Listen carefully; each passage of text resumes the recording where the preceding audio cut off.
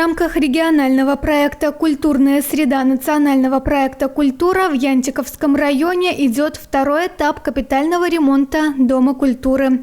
В прошлом году работы велись снаружи, поменяли фасад и крышу. Задача второго этапа – наполнить здание внутренним содержанием. В этом году нам выделены средства в размере свыше 21 миллиона рублей, которые идут в основном на внутренние работы.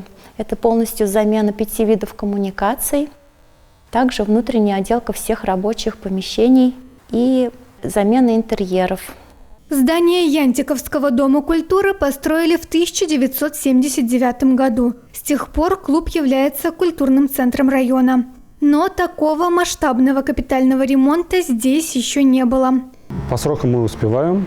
Работа сделана на 100% по отоплению. По электрике 80% все мы сделали, кроме светильников и выключателей. Это мы будем устанавливать после внутренней отделки. На сегодняшний день подрядчик занимается системой водоснабжения и в любой момент готов завершить работы по электропроводке. Остается у нас объявить работы по внутренней отделке. Мы отдали на проектирование, на корректировку проекта.